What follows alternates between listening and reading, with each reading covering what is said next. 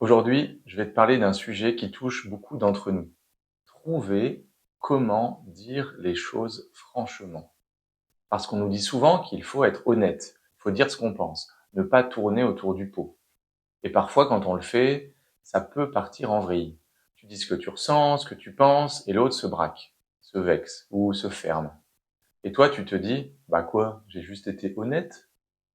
Oui, mais comment tu l'as dit? Ça change beaucoup de choses. Avec la CNV, on fait la différence entre deux manières de dire franchement les choses. L'honnêteté chacal et l'honnêteté girafe.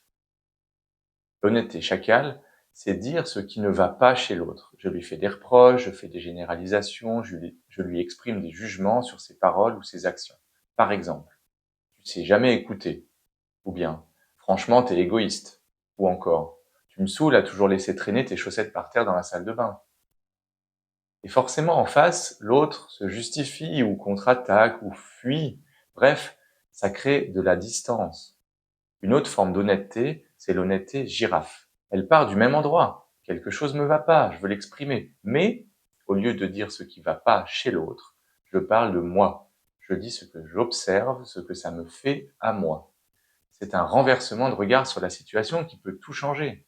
L'exemple des chaussettes, il deviendrait: j'ai trouvé tes chaussettes par terre dans la salle de bain. C'était déjà le cas la semaine dernière.